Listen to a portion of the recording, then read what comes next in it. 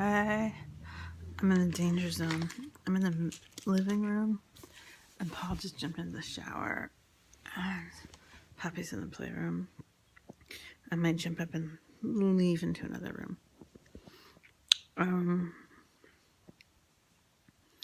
I had a memory. Oh, it's Carolyn, subject matter. Whatever. I moved to Portland in 1995.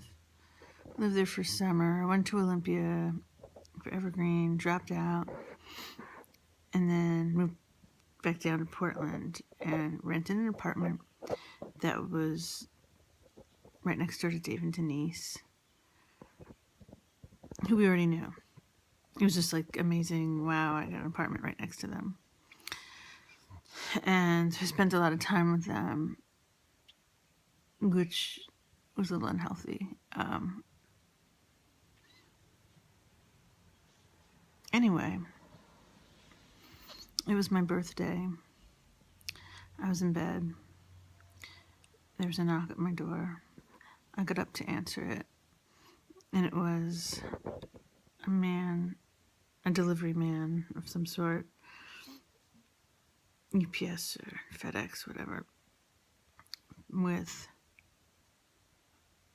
a bunch of roses in a box and a box. And I opened the box. There was a bottle of Chanel No. 5, which at the time I kind of liked, but I never liked that much. It was a little old ladyish to me, but it wasn't like I hated it. But anyway, guess whose favorite perfume it was? My sister Carolyn. So anyway, I remember being like, oh, how nice. Oh, these beautiful flowers. Perfume. Nice perfume, expensive perfume. And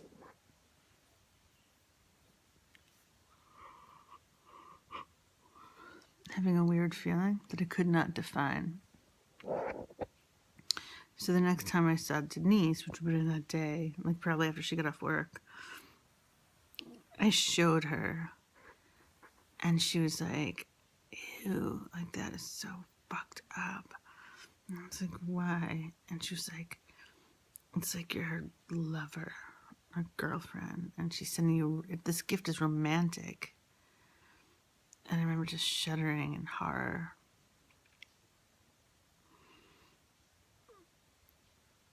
And just another thing to add to the incest level. The incest angle.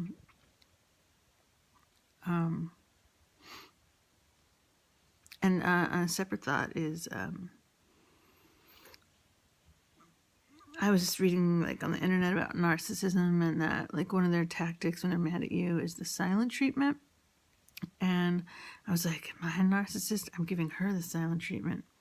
But really, she's giving me the silent treatment because I said clearly, more than a month ago, I'm not comfortable with the way things are. And,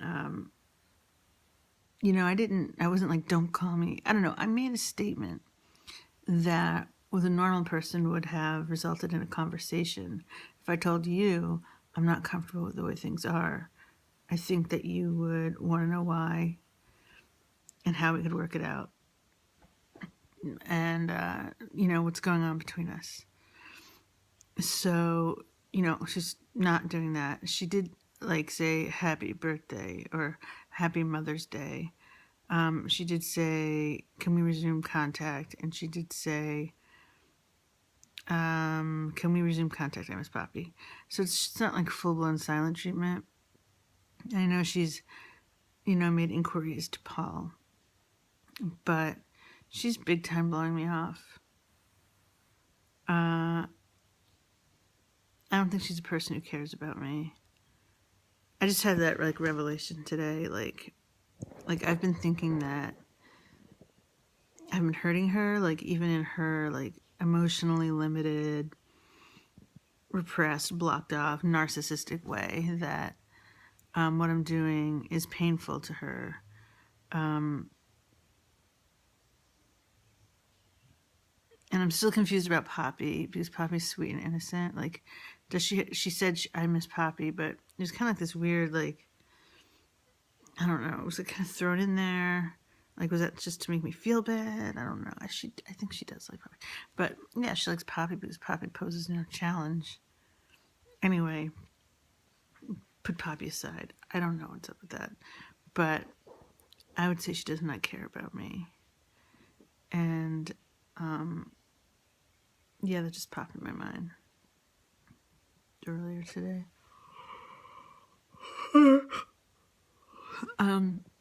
What the fuck else? The story I wrote, gotta finish typing it today. I think you'll like it. It is something that I have already told you about, so you'll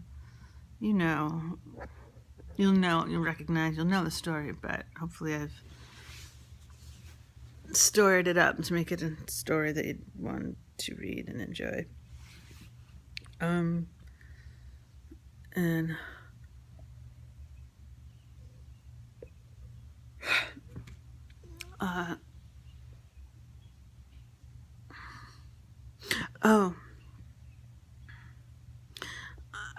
just now I was looking at videos online about narcissism, and they were pretty amateurish, but this one was very sincere and woman, and she was like, look for them to test your boundaries, like, and like really pay attention to that early on in any relationship, friendship, romantic, whatever.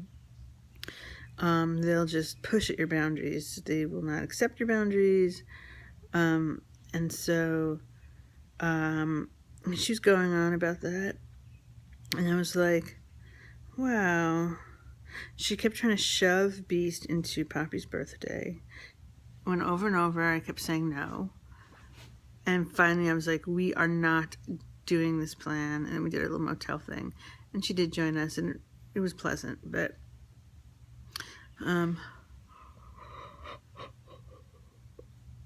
which messes with my mind, because we kind of, we had an okay time. But anyway, she tried to insert Beast. And then that was February. And then, like in March or something, or earlier in April, that was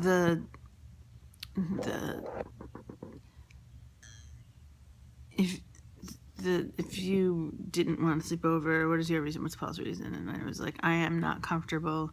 Paul was like, chickens.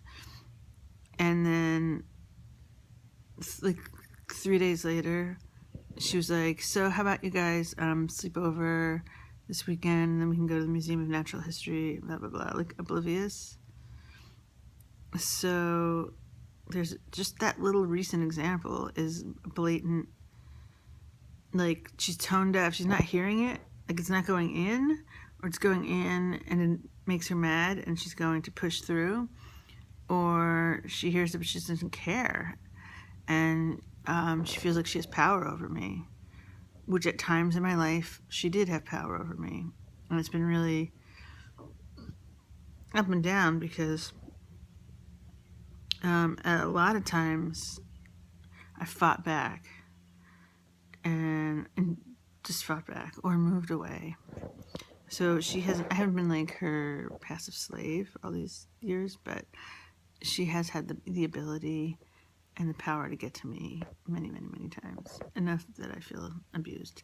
So, and all those times I fought back, I thought I was fighting back on individual issues, and I could never really see the bigger picture, because it was unbelievable, because she's so nice, she's so helpful.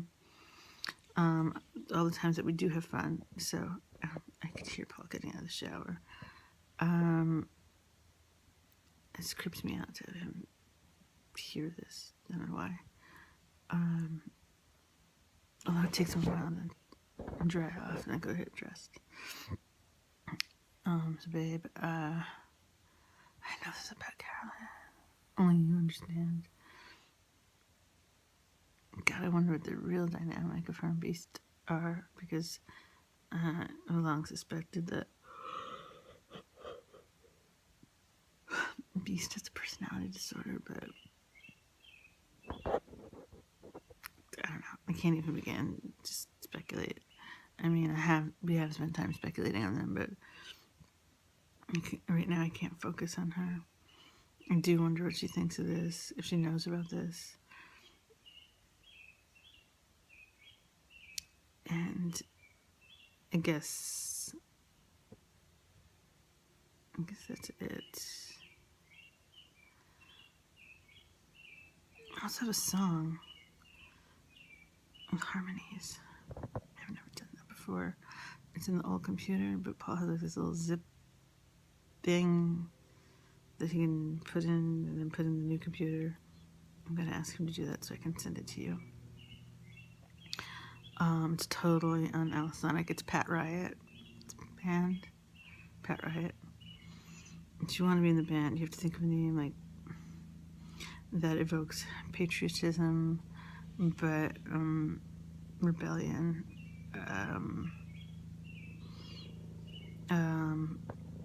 rage, patriotic rage, not like Ted Nugent, you know what I'm saying, punk. So,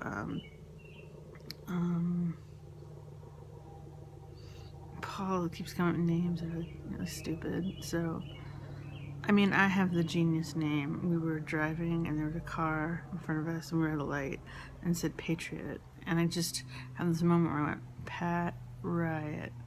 And we were like cracked up. And I was like, this has to be a band. This is like 2 years ago. So Pat Riot's always been filed away in my head. I don't know what's inspired of Trump or just, I don't know. It's just like a desire to have a punk band, and like thinking about when Liz wanted to change formats, have a different style than Grouper, and so she had her punk band, Helen, and it was just like Drone, kind of Jesus and Mary chain. I guess it was different from Grouper, and then it had more band members, so it didn't sound like identical, but it was washy, droney, no motion. And Alisonic is like weird and droney and like doesn't make sense musically. And I like my Alisonic, but if this is gonna be, I'm starting to write songs. I asked Paul, I was like, can Pat Riot write about sex? And he's like, yeah. So I wouldn't want to make anyone uncomfortable. I will make people uncomfortable. But I keep jotting down ideas for Pat Riot songs. So I would be the front man. You know, I know this is probably impossible for you, but you would do my harmonies and play, I guess, guitar, and Paul would be bass, and I would be drums. I wish you could be in this band. Let's dream as if you were in the band. Let's dream that you'll get a job in Portland, and it's not that hard, and you have time for a band. But you would probably want to go to Hearts and Tigers again, because it's a real band. It's just dream. Just dream. I will dream. I will manifest this. Okay, the 14th. Can't wait to send you the new story.